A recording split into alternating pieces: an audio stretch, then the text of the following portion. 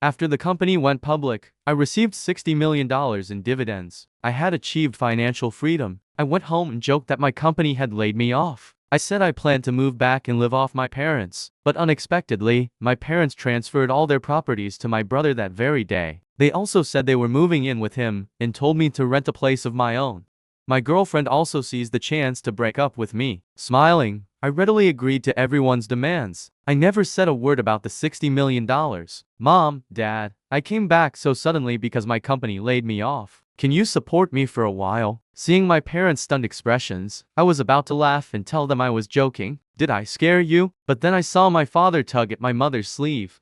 They forced stiff smiles. It's okay, taking a break is good too. Go rest in your room, son. Your mother and I have some errands to run later. After saying that, they hurried into their bedroom. Afraid they had taken me seriously, I was about to knock and explain when I heard my father say, Jiang Chen has lost his job and plans to stay home. He isn't thinking of living off us, is he? We can't allow that. Honey, before he learns how much we own, let's quickly transfer all our money and property to our younger son. Then Jiang Chen can't get his hands on it. My mother's voice sounded hesitant. All the properties? One apartment may be in our names, but Chen bought it as his future marital home. Can we really do that? My father said anxiously, it's in our names, so it's ours. He has a proper job in the big city. What's wrong with an older brother helping his younger brother? He can work hard and buy another marital home himself. I'm just afraid Chen will think we're playing favorites. Playing favorites? We're his parents. We raised him. Besides, he's unemployed now. Giving it to his brother is like saving it for him. What if he becomes lazy, refuses to work, and squanders everything? My mother thought for a moment, then nodded. Fine. I'll tell how to. I'll make sure he keeps quiet. Leaning against the door, I gave a bitter smile and returned to my room. I had always known my parents preferred Zhang Hao. I was raised by my grandmother, while Hao Hao grew up with our parents. Ever since I was little, they told me, you're the eldest. An elder brother is like a father. Right or wrong, you must always give in to your brother. Making money is hard for us. We work from dawn to night for you. We had no choice but to leave you in our hometown. Your school registration is already there. Transferring you here would hurt your studies. Just stay in our hometown. We still have to take care of your brother. I understood how hard things were for them. So after my first year of college, I never took their money again. I even worked part-time to pay my brother's tuition. After graduating, I worked hard for nearly 8 years. Finally, I saved enough to buy a 2-bedroom apartment in my hometown. I planned to use it as a marital home with my girlfriend, but my brother said not to waste my first home buyer eligibility and told me to put it in our parents' names. That way, I might still buy a place in Beijing someday. I thought we were family, so I agreed. Who would have thought? They had already begun plotting against me back then. I came home this time to surprise them. The company I had invested in went public. My dividends exceeded $60 million, and I would continue receiving them every year. I was financially free. I had planned to discuss buying my parents a villa, plus several storefronts for my brother. I would buy a car and leave each of them several $1,000,000 for retirement. Life would be much easier for them. We could even travel together as a family. That was why I had only meant to joke. I would scare them by saying I planned to live off them, then tell them our family had struck it rich. I never expected to be the one who got shocked. Still, although my parents' words deeply surprised me, my younger brother Zhang Hao would never go along with it. Growing up, I always gave him the best things first. I practically raised him myself. We were so close. He would never agree to our parents' selfish plan. Before long, my parents spoke to me in concerned voices. Son, you've worked hard for so many years. Now that you're home, get some proper rest. Your father and I need to go handle something. Message me tonight and tell me what you want for dinner. If I hadn't overheard their conversation, I never would have imagined that the parents who seemed so caring were plotting against me at every turn. Just then, my mother's phone rang. I heard my brother on the other end. Mom, what's so urgent? Why are you making me go to the property office? My mother quickly took the phone and walked aside. Just go when I tell you to. My father shifted to block my view and smiled. You get some rest. We're heading out now. I smiled without replying. Then, without them noticing, I quietly followed behind. Sure enough, they picked up my brother by the roadside. I hid around a corner and listened. They repeated everything they had said earlier to my brother. After hearing them, he frowned deeply. Mom, Dad, you can't do this. How can you treat my brother this way? My mother quickly tugged Zhang Hao's sleeve. Oh, Hao, your brother is unemployed and plans to stay home. Who knows how long he'll rest? What if he spends all his savings and then expects us to support him? What will you use to buy a home and get married? My father nodded. Exactly. So many young people live off their parents now. We have to protect ourselves. Besides, what's wrong with this? Our belongings are ours, and the properties are in our names. We can give them to whomever we want. Giving them to you is better than letting him waste everything. My mother tried to persuade him again. Your brother can earn money in Beijing. Once he knows there's nothing left at home, he'll stay a few days, then go back and rebuild his career. We won't have to worry about supporting him. My brother still looked hesitant. But we've met his girlfriend. Aren't they talking about marriage? At least that apartment is supposed to be their marital home. Can you really transfer it to me too? Oh, please. Your brother has no job now. What woman would still want to marry him? You're different. If you have no money or house in the village, it'll be even harder for you to find a wife. But what if my brother finds out? My father paused, then snorted. So what if he does? We're his parents, after all. Your brother has always been extremely obedient to us. He never goes against our word. Besides, children are supposed to honor their parents. Even if he finds out, he'll understand our good intentions. He won't blame us. We're only pushing him to make something of himself. My mother chimed in. Exactly. Young people can't keep resting forever. Your brother never thinks about how hard we work to put him through school. If he finds out, he finds out. What can he do? Would he dare argue with us? Then he'd simply be an ungrateful son. My father grew angrier as he spoke. If the old man hadn't forced me back then, your brother would have dropped out long ago. Why does a village kid need so much schooling? He's a boy. Most boys start working and earning money in their teens. If your grandfather hadn't been so stubborn, your brother might have started working years earlier. Exactly. Village children grow up early. Those years away from home nearly worked us to death. My mother checked the time. How? Let's go. We need to transfer the properties quickly. When you come back and see your brother, don't say anything. I watched Jiang Hao open his mouth silently, then close it before finally nodding. Fine, I understand, but this was your idea, okay?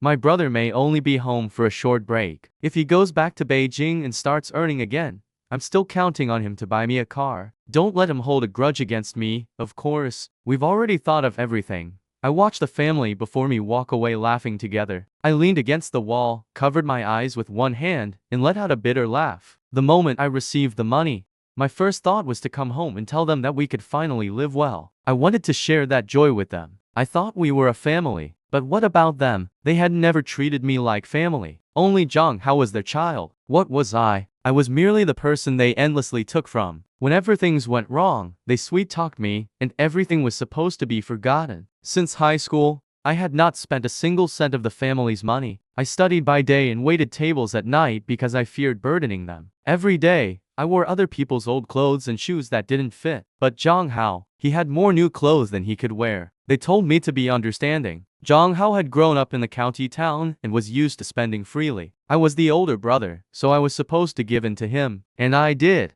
I thought an older brother should be mature. I thought my parents ignored me because I was independent. Who would have thought they simply didn't think I was worth wasting their time on? Saying I had quit and planned to live off them was only a joke. But that joke made me face a truth I had refused to admit for years. Still, it wasn't too late to see it now. At least the money was still in my hands.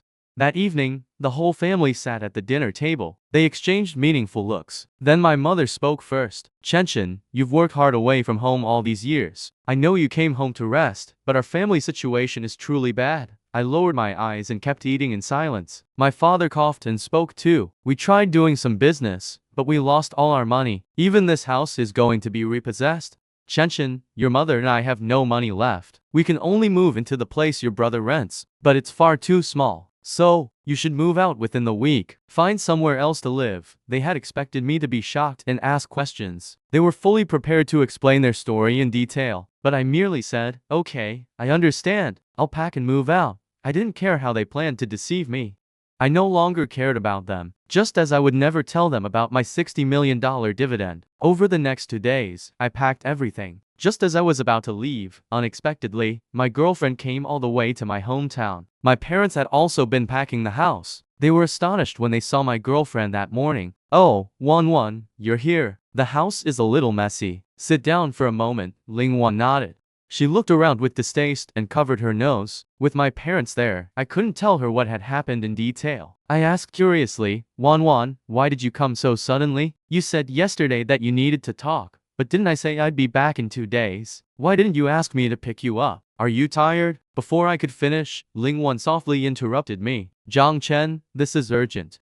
She glanced at my parents. I understood immediately. I pulled Wan into my room and closed the door. Wan, let me get you some water. Let's break up. Her words froze me in place. I turned around in disbelief. Wan, why so suddenly? I have good news to tell you. I said we're breaking up. Wan replied firmly. I took a deep breath and sat beside her, feeling powerless. Wan and I had met through a friend. Like me, she had come from elsewhere to build a career in Beijing. For people like us, staying in Beijing was difficult. We had planned to work hard for a few more years, then settle in a smaller city. In another year or two, we would have saved enough and planned to get married. I knew her mother disliked me, but I never expected Wan to break up with me so suddenly. I was about to tell her I was financially free when she spoke impatiently. Jiang Chen, you're honestly useless. You've worked in Beijing for so many years, yet you still can't afford a single apartment.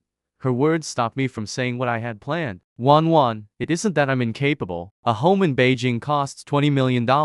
How can an ordinary employee afford that? You're also from out of town. Wan, you're building a career in Beijing too. You should understand. Wan sneered. Stop making excuses for your incompetence. Enough. I don't want to waste more words on you. I came here to make a clean break. I won't beat around the bush. Jiang Chen, my mother introduced me to someone. I think he's a good match. He's a Beijing local, and I'm going to marry him. Marriage? Remembering how Wan often claimed to be working late, I suddenly realized something and gave a bitter laugh. Wan, is this all because of money? What if I had money? What if I were rich too? Wan turned to look at me but said nothing. Only then, meeting her gaze, did I realize she was no longer the girl she had once been. There was no love left in her eyes, only irritation and impatience. Jiang Chen, be realistic. Compared with money, your so-called love is incredibly cheap. It's worth nothing, and even if you had money, how much could you possibly have? You'll never afford a home in Beijing in your lifetime. You're fundamentally no different from any other migrant worker. Jiang Chen, don't blame me. Blame yourself. You need to be realistic. Listening to her say every word, I truly felt my life had become a ridiculous farce. Slowly, I smiled. Fine. We'll break up, just as you wish. I hope you never regret it. I wish you happiness. Wan sighed when she saw my reaction. Jiang Chen, I will be happy. Stop saying things out of spite. Try to be more realistic from now on. You believe whatever people tell you. I heard you had a good job and thought you might actually stay in Beijing. I was naive. Your monthly salary could never be enough, no matter how long you saved. But I don't owe you anything. You may have treated me well, but I also stayed with you for a long time. I lowered my head and said nothing more. Seeing that, Wan left. At that moment, I suddenly felt that perhaps I wasn't the unlucky one. They were. I now had everything they wanted, yet just as it all came within reach, they revealed their true colors. Perhaps even heaven knew they didn't deserve any of it. When my parents saw Wan leave without even saying goodbye, their expressions immediately darkened. What kind of person is she? She has no manners at all. She didn't even cook us a meal. She acted as if we weren't here. Chen, you absolutely cannot marry a woman like that, understand? She would bring disgrace to the family. I can't marry her. We broke up, I said clearly. Hearing that, my parents exchanged a look. See, now that you're unemployed, even your woman looks down on you. Fine. You should return to Beijing and find a proper job as soon as possible. We still need you to support us in retirement, and your brother still wants a car. If you don't go back and work hard, do you expect us to suffer in our old age? I no longer wanted to say anything to them. I nodded. Once I'm packed, I'll return to Jingxi. My parents nodded happily. That's more like it. Why stay in your hometown at your age? It's better to go out. Much better. I nearly sneered when I heard that. That wasn't what they had told my brother. Back then, they had said, why go anywhere? Just stay home. We'll arrange a job, car, and house for you. Your brother will give you spending money every month. And I really had sent him money every single month. I curled my lips coldly. Don't worry. If you ever get another cent from me, then I've lived for nothing. After returning to Jingxi, I handed over all my work and resigned. The company wanted me to stay, so they offered me a part-time contract to help occasionally. I agreed. Those of us who were financially free had a lively dinner together, since none of us had much to do. Someone suggested starting a company and doing some small business. We could afford any losses anyway. I had no objections, so I invested. I had a great time talking with them. But when I got home, I found the place completely ransacked. The entire apartment was a mess. The living room sofa had been moved to the door. The coffee table lay overturned, with broken glass everywhere. Even the wall decorations had been taken.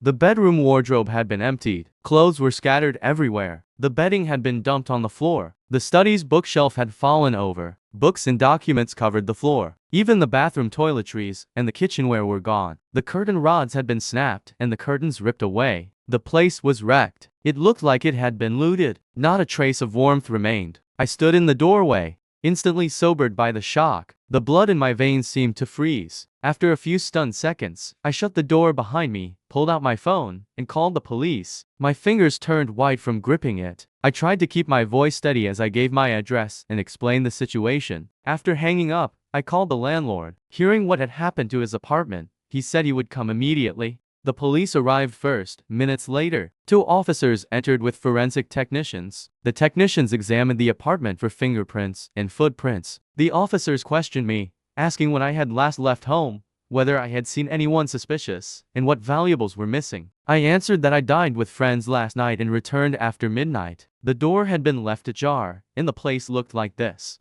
As for valuables, I had been reorganizing my life after resigning, so most of my cash and valuables were in the safe. Someone had tried but failed to pry it open. Instead, cheap household items had been completely cleared out. The landlord arrived soon afterward. His face turned green when he saw the mess. He pointed at it, speechless for a long time, before finally saying, "What kind of disaster is this? I had just renovated this place. You've only rented it for a few months." I apologized and promised compensation. Only then did his expression soften. He stood aside and cooperated with the police. The technicians worked for over half an hour. From the door handle and coffee table, they lifted several fingerprints. They also found several sets of footprints. The officers told us they would review the building's security footage and identify the suspects quickly. They told us to wait for news and asked me to submit a list of missing items. After the police left, the landlord and I cleaned up together. Looking at the wreckage, he complained while picking up broken glass, saying nothing like this had ever happened. I had a nagging feeling something was wrong. I hadn't offended anyone in Jingxi. Who would deliberately empty my apartment? They hadn't taken the valuables.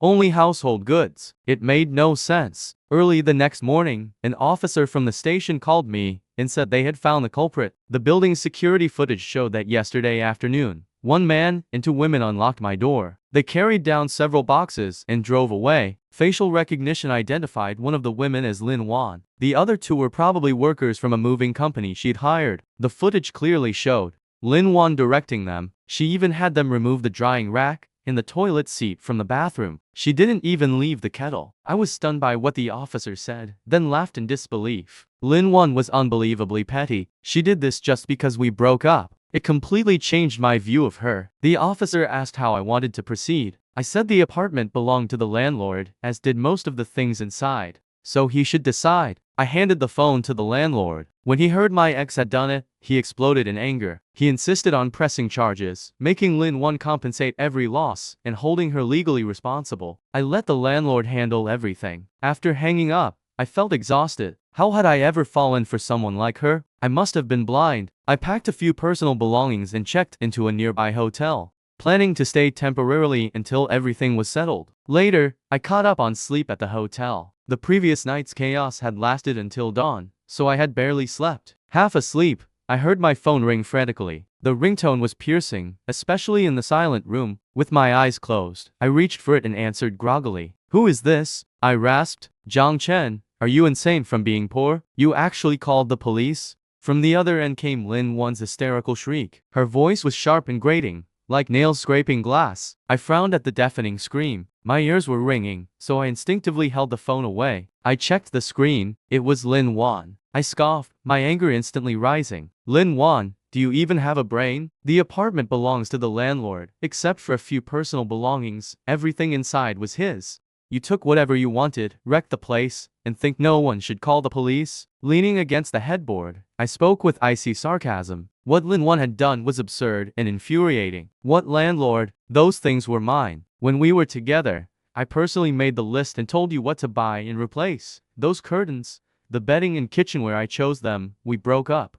So what's wrong with taking my own things? What right did you have to call the police? Withdraw the report, or I won't let this go. Listening to her, I nearly laughed at her twisted logic. She had indeed chosen those items, but I had paid for them, and most had belonged to the landlord. Yet she shamelessly called them hers. Her audacity was unbelievable. Then explain that to the police. Let's see whether they accept such a ridiculous argument. I chuckled, too tired to argue further. I blocked her number, then blocked her on WeChat and QQ. I deleted every means of contacting her, along with every photo of Lin Wan and all our chat history. Out of sight, out of mind. Getting entangled with someone like her only dragged me down. After blocking Lin Wan, I lay down again, but I couldn't fall asleep. My mind was a mess. From joking with my parents back home, to discovering their scheme with my brother, then Lin Wan's breakup and the emptied apartment, the whole chain of events replayed in my head like a movie. People could be so cold. So-called family bonds and love collapsed so easily before self-interest. After calming down, I noticed I didn't feel well. Recent events had left me stressed. My eating and sleeping were irregular, and my stomach kept aching faintly. Since I had nothing else to do, I decided to get a full medical examination. I got up, washed, and changed, then took a taxi to a renowned hospital in Jingxi. I registered for a physical examination and underwent a complete checkup. The results would take 3 days. During those 3 days, I handled matters with the landlord and discussed the new company with my friends. With the surveillance footage as evidence, Lin Wan knew she was at fault. She finally paid the landlord $20,000, bringing the matter to an end. I heard that because of this, Lin Wan argued with her local boyfriend. He thought she was extreme and foolish and became contemptuous of her. Hearing that felt deeply satisfying. She had brought it on herself. 3 days later, I collected my report. Reading the results, I froze briefly. The report showed several polyps in my intestines. They were all benign, but the doctor advised prompt removal to prevent them from becoming malignant. The doctor also told me to watch my diet and rest properly, stay in a good mood, and avoid exhaustion and anger. I left the hospital holding the report. Watching the crowds outside, an idea suddenly came to me, a way to make those who schemed against me pay the price.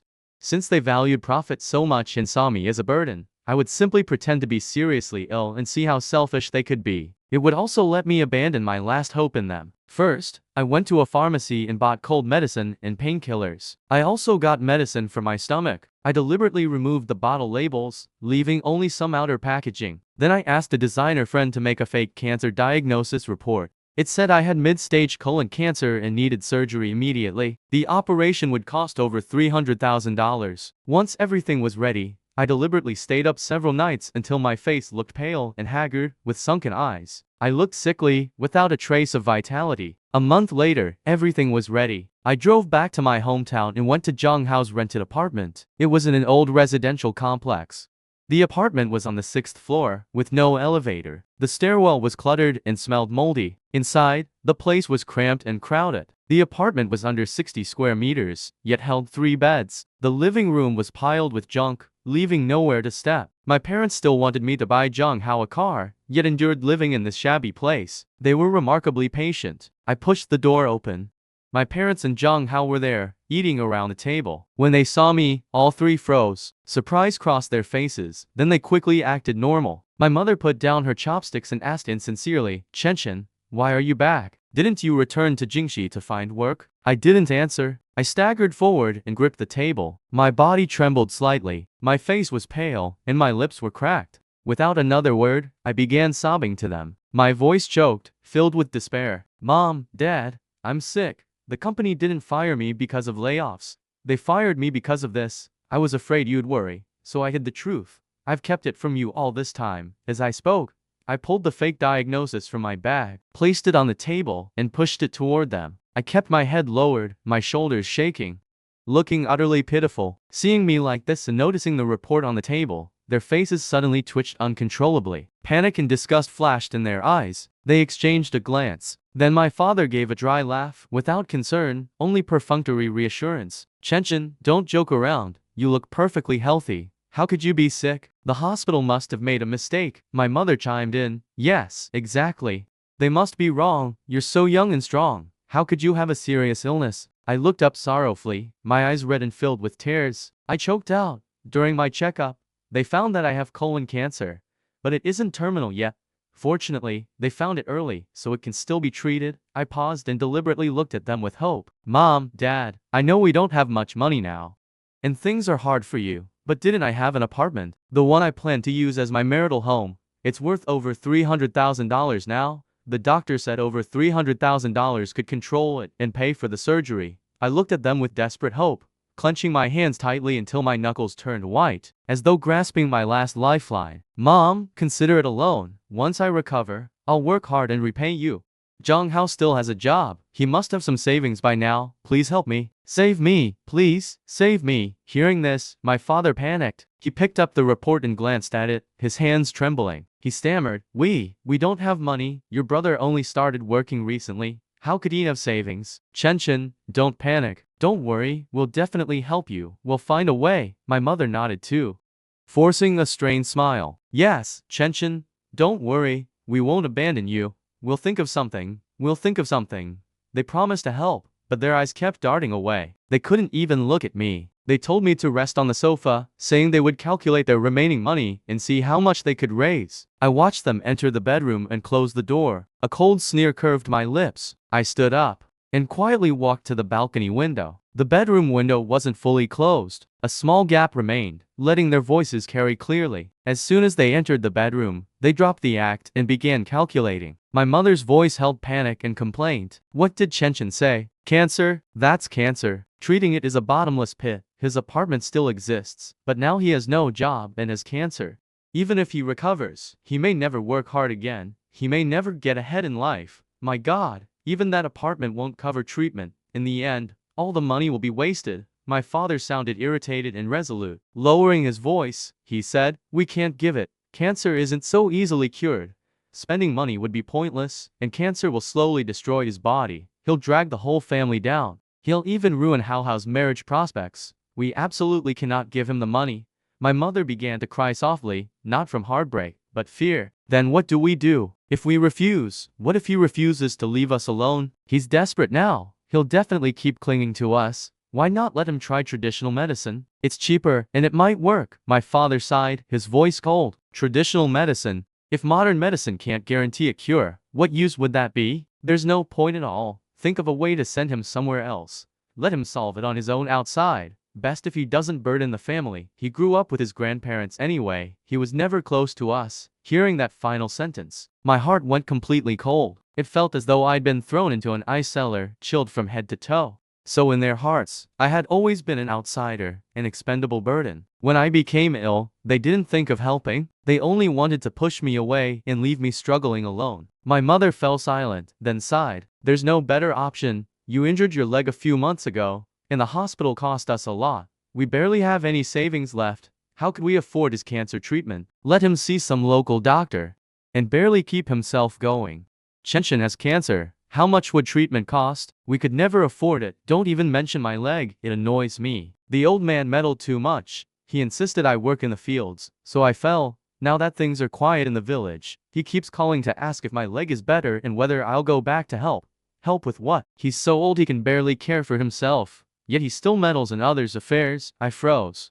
The blood in my body seemed to congeal. Grandpa was unwell, and they hadn't told me. They had simply abandoned him in the village. They hadn't even cared when he injured his leg, and they could still say such cruel things. What kind of people were they? How could anyone do something like this? Grandpa had raised me since childhood and had devoted everything to them. Yet they could be so unfilial, so cold-blooded. I stood on the balcony, trembling with rage, my teeth clenched audibly, my hands gripped the railing, my knuckles turning white, my nails dug deeply into my palms, and the metallic taste of blood filled my mouth. I had still underestimated them. Their selfishness and cruelty were beyond belief. This had to end immediately. I would never let them scheme against anyone again, and I would show them no more mercy. That evening, Jiang Hao came home from work. He opened the door and saw me sitting pale-faced on the sofa, looking weak and listless. He froze briefly and casually asked, Jiang Chen, why are you back? Why do you look so awful? My parents hadn't expected me to wait there, or to overhear their conversation. They hurriedly pulled Jiang Hao into the bedroom and told him everything in detail,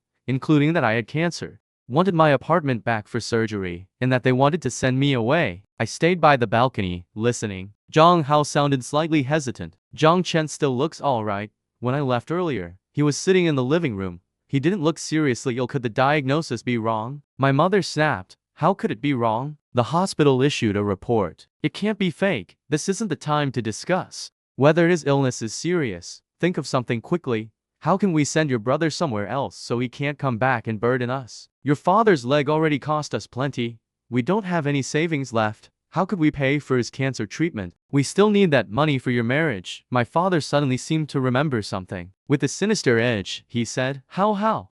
Didn't you mention some tour group recently that pretends to offer overseas jobs, but actually sends people to northern Myanmar? The kind where almost no one comes back? Do you still have that contact? Jiang Hao hesitated. There is something like that. I only heard about it from a friend.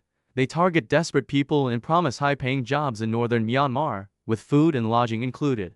But once they arrive, they're detained. They're forced to work or run scams. If they resist, they're beaten. Once they go, escaping is nearly impossible. They basically never return. Perfect. Your brother has cancer now. He must feel that life is hopeless.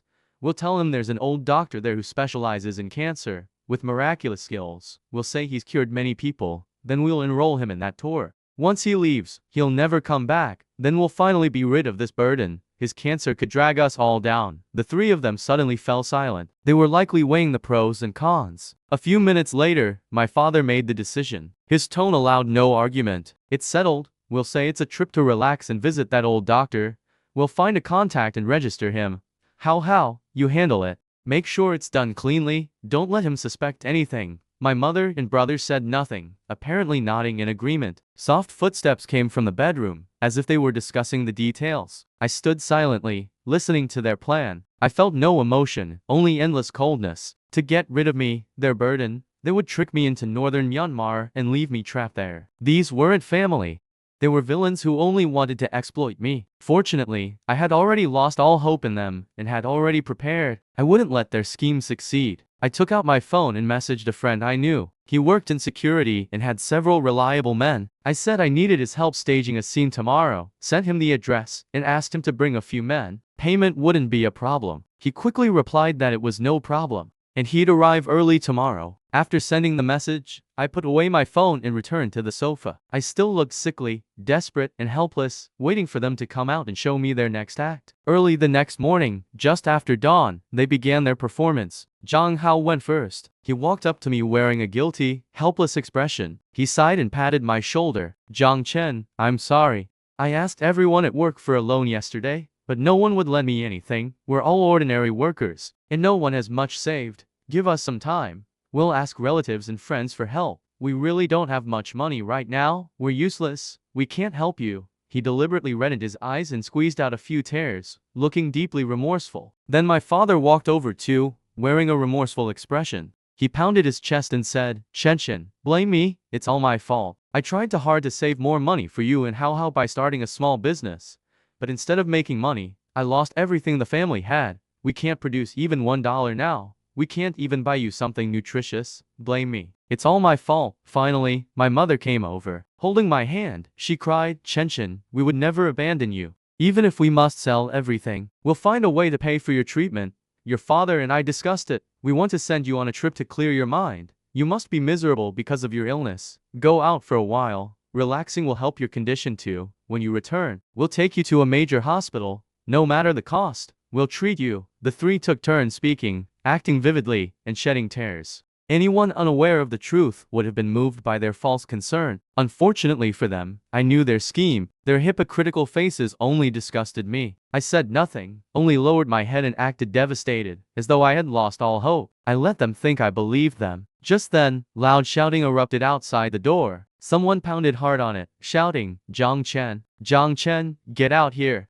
Don't think hiding in the countryside erases your debt. We'll find you anywhere. Open the door. Violent pounding shook the door. The panel vibrated loudly, as if it might break at any moment. My parents and brother were terrified. All three turned deathly pale and stopped performing. They stared at the door in horror, not knowing what was happening. Jiang Hao trembled all over. He stammered, Jiang Chen, you owe someone money? How much do you owe? How did they find us here? Trembling, he went to open the door, probably afraid we'd owe the landlord for damage. The instant it opened, four tall, muscular men entered. Each was over 6 feet tall, strongly built, and stern-eyed. They looked dangerous. The leader was my security friend, Desuang. Desuang entered and swept his gaze over the three of them before fixing it on me. He deliberately looked vicious and snorted, "Jiang Chen, you lost your job, got sick, and tried to hide. Don't think the countryside can protect you.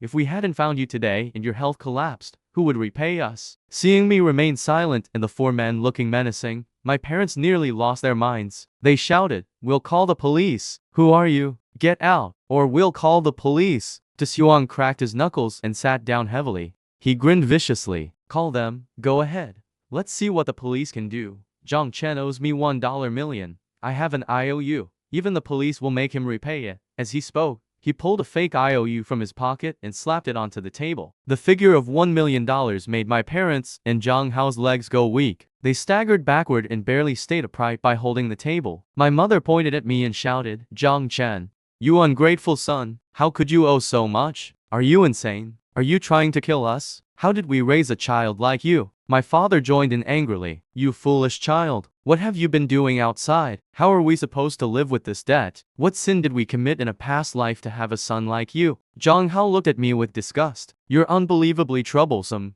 1 million.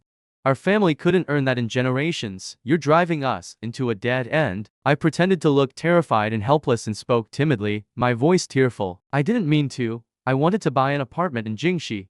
I used some money for the down payment and spent some on my girlfriend, but the apartment deal fell through. I lost my job, and now I owe all this money. I had no choice." My father's face turned purple with rage. He raised his hand to shove me, but Desuang reacted instantly and stepped forward to shield me. He glared at my father and snorted, "I know he's sick. If you dare touch him and something happens to him, don't try blaming us or dodging the debt." My father was frightened by Desuang's glare. His raised hand froze in midair. Desuang looked over the three of them and sneered, "I don't want to make a scene. Repaying debts is only right. I investigated. He has an apartment nearby. Use it to settle the debt. It's worth about $1 million, enough to cover it. Then this will be over. Otherwise, we'll come every day and never let you live in peace." My father looked at the four huge men, who nearly filled the tiny room. Their presence made his voice tremble. He repeatedly waved his hands. We don't have money. That apartment isn't his. It's ours and has nothing to do with him. We can't give it to you." Desuang sneered and pulled out a document we had prepared in advance, a declaration severing family ties. He slapped it down. "Fine. If you won't use the apartment to repay the debt, then sign this." Pointing at the document, he said slowly, "Sign it. It proves that you and Jiang Chen have severed all family ties. His debts will have nothing to do with you. We'll take him. As for what happens afterward, that's no longer your concern." At that point, he gave a cold laugh. "I'll find my own way to recover the money from him.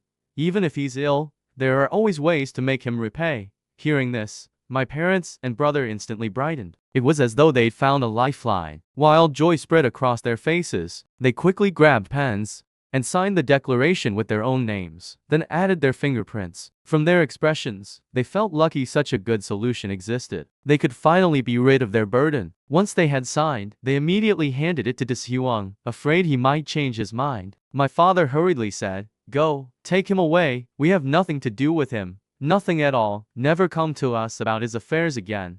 My mother agreed. "Yes, exactly. We've already severed ties with him. His debts have nothing to do with us. Take him away quickly." Zhang Hao looked relieved. He waved us away. "Just go. Don't bother us again." Desuang held the severance document and clenched his jaw, speaking angrily. "I've never seen a family like yours. Your own son is ill, yet you won't help.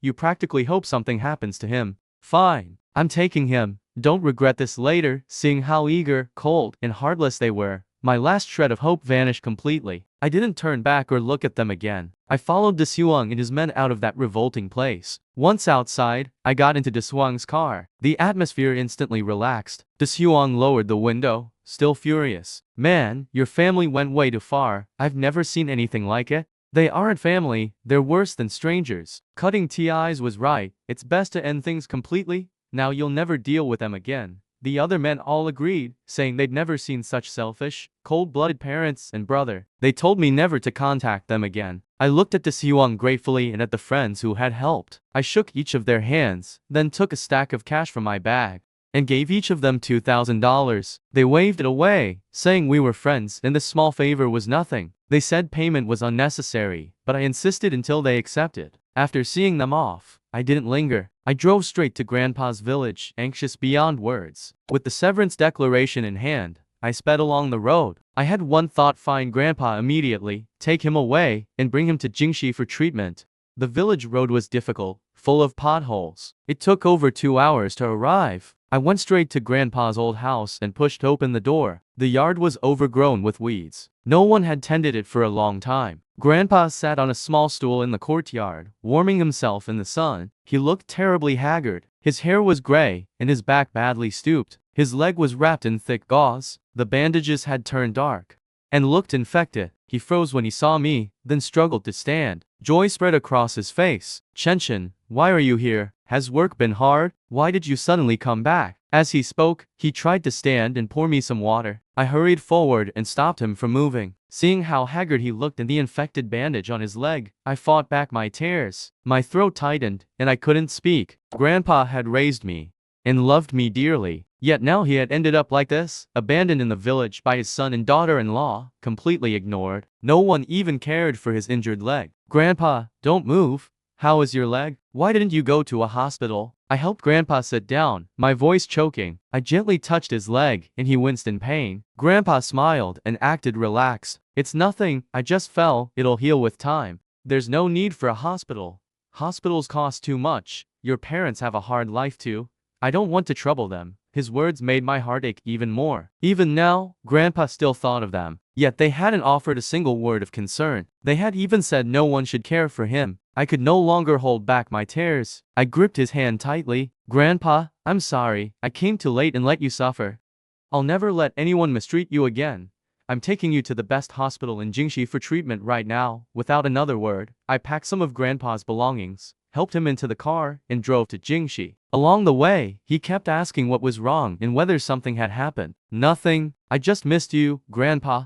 I wanted Grandpa to stay in Jingxi for a few days so I could spend time with him. Once we reached Jingxi, I took Grandpa straight to the hospital where I had previously undergone my checkup. I booked an orthopedic specialist. The doctor examined Grandpa thoroughly and said he had injured his leg in the fall. Because it wasn't treated promptly, the wound was infected, and there was also a minor fracture. Fortunately, it wasn't serious. With proper rest and care and regular dressing changes, he would recover quickly. Hearing the doctor, I finally felt relieved. I arranged for Grandpa to be admitted and hired a caregiver for him. Near the hospital, I also bought a fully furnished apartment for him to recover in after discharge. It wasn't large, but it was warm and comfortable, with all the necessary furniture and appliances. While Grandpa was hospitalized, I cared for him. While managing our new company with my friends, the few of us pooled some money and founded a technology company focused on artificial intelligence. We were all industry veterans, with resources and technical expertise. Unexpectedly, soon after launching, the company secured tens of millions of dollars in investment. Business kept improving, and orders poured in. Taking advantage of the opportunity, I also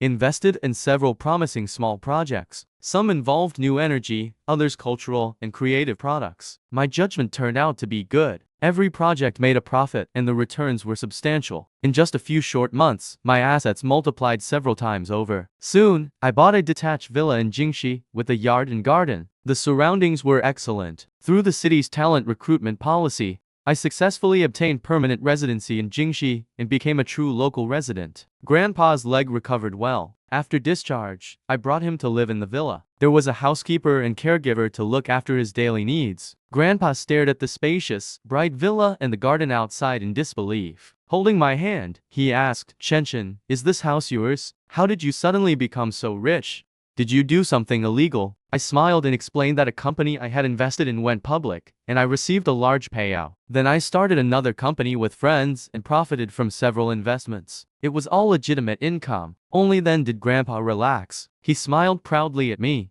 Good, good. Our Chen has really made something of himself. Grandpa is so happy for you. I hadn't intended to hide that I had brought Grandpa to Jingxi, nor could I. The villagers soon heard about it. Grandpa's old friends and relatives gradually began asking him about me. They asked whether I'd struck it rich in Jingxi. Grandpa didn't hide anything. He told them honestly that I'd simply been lucky and made some money. He asked them not to spread it, but secrets never stay hidden forever. Word about my situation gradually spread.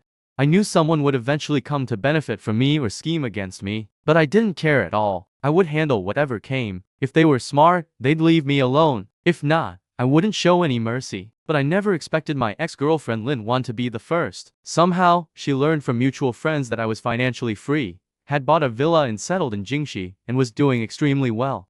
She began calling me from different unknown numbers to harass me, sending messages and asking to reconcile. One day, while I was in a meeting, my phone suddenly rang. It was an unknown number. I answered. From the other end came Lin Wan's sugary voice. Jiang Chen, it's me, Wan. How have you been lately? I was only upset that you went home without telling me and threw a little tantrum.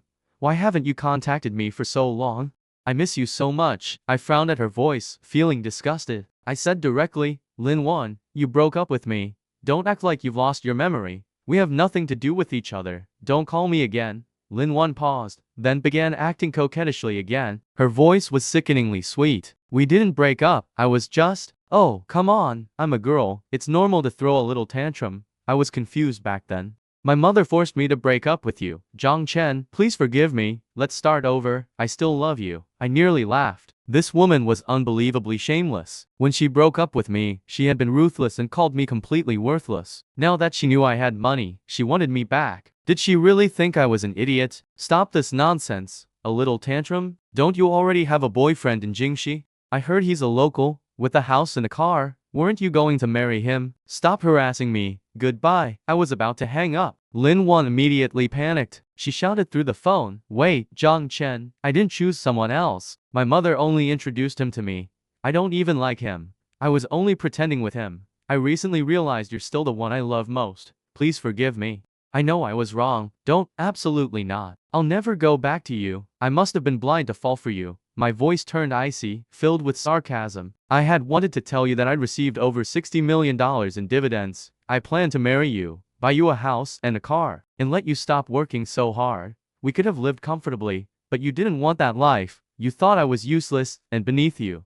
So why are you bothering me now? When Lin Wan heard about the $60 million dividend, she froze. A few seconds later, she burst into tears. Her voice was full of regret and grievance. Jiang Chen, I was wrong. I was truly wrong. I shouldn't have been so materialistic. I shouldn't have looked down on you. That man isn't a good person at all. He owes huge gambling debts and often treats me badly. I'm not happy with him at all. Jiang Chen, please save me. Please help me. I know you still have feelings for me. Please forgive me this once. You brought this on yourself. People like you deserve the lives they choose. Stop ruining others' lives, I said coldly. I hung up and blocked that number too. Lin Wan's crying had sounded unbearably grating. Her current situation was entirely the result of her own choices. She had no one else to blame for failing to recognize my worth. I thought blocking Lin Wan would finally stop the harassment. But a few days later, Lin Wan's mother called me too. On the other end, her voice held apology and pleading. Jiang Chen, this is all my fault. Blame me. I forced Wan to break up with you and made her date that man. Wan is suffering now. That man mistreats her. Please forgive Wan. Let her return to you. She knows she was wrong. Ma'am, I remember visiting your home before. That isn't what you said then. My voice was cold. Remembering that visit to Lin Wan's family filled me with anger. You said I couldn't propose without saving to million. You said I came from a small town, was incapable, and didn't deserve Wan. You even threw out the gifts I'd carefully prepared. You told me to leave and said I'd never succeed, and would never afford a house in Jingxi. You said that without the million, I wasn't allowed to propose. Have you forgotten all that? I still remembered their expressions back then. Lin Wan's father sat on the sofa without even looking at me. Her mother acted arrogant and treated me as worthless. Lin Wan stood silently to the side, allowing her mother to humiliate me. I should have seen their true nature then, but love had blinded me. I thought that by working hard, I could earn their approval. Lin Wan's mother paused, left speechless by my words. After a few seconds, she said painfully, I was confused back then. I failed to recognize your worth. Jiang Chen, please be generous. Don't hold it against us. Wan knows she was wrong. She still loves you. Please forgive her. She's only a young woman. It's difficult to find someone suitable. Please take pity on her. Hearing that, I laughed outright. In their eyes, I was just an easy target, rich and easy to exploit. Their daughter was unhappy, so they wanted me to take responsibility. Nothing in life was that convenient. Sorry, ma'am, I'm rich now too, so I no longer want your Lin Wan. She isn't good enough for me. Goodbye. I hung up immediately and blocked her number too. I also set all unknown numbers to silent. Out of sight, out of mind. I wanted nothing more to do with that family. Their behavior was truly ugly. The days passed one after another. I managed the company while spending time with Grandpa. The company continued expanding, and my assets kept growing. Grandpa's health also improved. He grew flowers in the villa's yard, kept birds, chatted with the neighbors, and joined public square dancing. His days were relaxed and pleasant. Seeing Grandpa so happy filled me with contentment. This was the life I wanted, simple and happy. One day, the weather was beautiful, with bright sunshine. Grandpa and I were gardening in the yard. There was an empty patch of ground that I had turned into a vegetable garden. We planted greens and cucumbers, along with tomatoes Grandpa liked.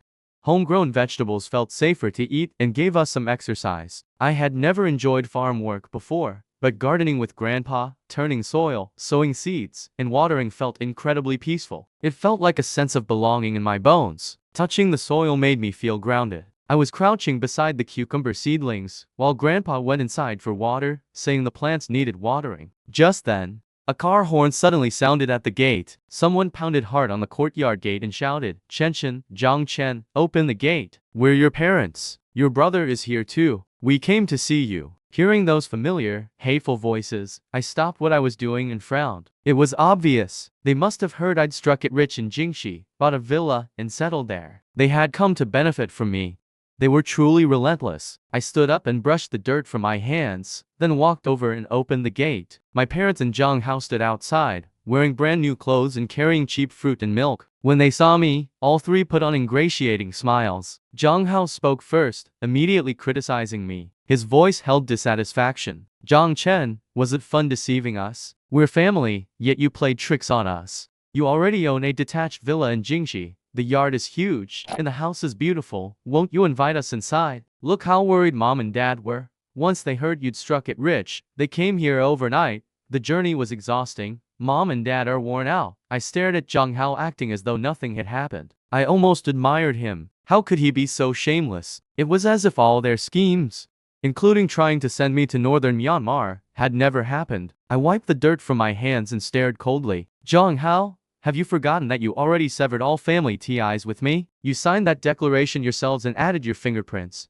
Now that you heard I have money, you've come to take advantage of me?" Hearing my harsh tone, Zhang Hao's smile froze. He frowned and shouted, "Jiang Chen, you think being rich makes you superior? Can't you speak politely? It's only some filthy money. Why are you acting so arrogant? Polite? You don't deserve it." My tone was icy, and my eyes were full of mockery. "The apartment I bought as my marital home is now under your name, isn't it? I worked hard for 8 years to save enough for that apartment. You schemed to steal it from me. Return what belongs to me before saying another word." At that, all three of them froze. Panic flashed in their eyes. My father stammered, How did you know? We handled it very discreetly.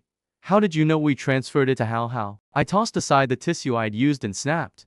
"I knew from the beginning. I only meant to play a joke on you. But I never expected that you had no affection for me at all. You even tried to trick me into going abroad and leave me trapped." My father looked guilty for a moment, then suddenly straightened his back. He shouted, "So what if we schemed against you? You're our son. Zhang Hao is your younger brother. Supporting us and spending money on us is your duty." Their shamelessness made me laugh. What complete nonsense. "I won't give you another dollar. We no longer have any relationship. Leave now, or I'll call the police." My parents immediately started wailing at the gate. "Heaven has no justice. Our eldest son is unfilial. He's rich but won't support us. He doesn't care whether his parents live or die. Unfilial son." Listening to them cry, I covered my ears and frowned. "Who are you two? I don't have parents. I still have the severance declaration. Don't you already have a son? Zhang Hao, hurry up. Why are you making your parents cry so badly? You're so inconsiderate." Hearing that, my father rushed forward to shove me. I grabbed his wrist. "What? You want to hit me? You don't deserve to touch me. Grandpa injured himself, and you abandoned him. As for me, I only made a joke. Yet you transferred my apartment to Zhang Hao. You were afraid I'd spend $1 of yours when I said I was sick. You tried to send me to northern Myanmar. What kind of parents do that? Aren't you afraid of retribution? At that point, I laughed. All I had wanted was to joke with you. Heaven sees everything people do. Even heaven knows you don't deserve it. I had planned to buy you villas and luxury homes, cars, and give each of you several $1,000,000 for retirement. Hearing the commotion, Grandpa angrily came out with his cane. This is outrageous. I'm your father. Explain to me what filial duty means. Jiang Chen has relied on himself all these years. You were selfish and even tried to harm him. That apartment of his was worth a fortune. Letting you keep it was already more than you deserved. Why are you still here? You dare lecture Jiang Chen about filial duty? Tell me how filial you are. Jiang Chen spent hundreds of thousands of dollars on my treatment. Pay every dollar back to him. Then Grandpa turned toward the flower bed, picked up a flower pot, and threw it near them. The three immediately stumbled backward in fear. Seeing Grandpa charge toward them emotionally, they turned and ran toward their car. Dad, don't get worked up. Grandpa, it's me. How? You really don't know how to behave. I supported Grandpa and told him not to harm himself, getting angry. After watching them flee, he snorted without concern. I saw through those people long ago. I'm not worked up. That was less exercise than when Grandma Jiang next door and I dance. Jiang Chen, don't worry. Those people simply needed a lesson. Come on, let's go inside. Grandpa will make your favorite sweet pancakes. Smiling, I helped Grandpa inside. I had nearly finished handling my work. Grandpa was already old, so I decided to travel with him. He had worked so hard for me in his youth, and after I began working, I rarely had time for him. Now I finally had time. Some people no longer deserved my time or energy, so we decided to leave immediately. Once the itinerary was set, I took Grandpa to see the magnificent landscapes of our country.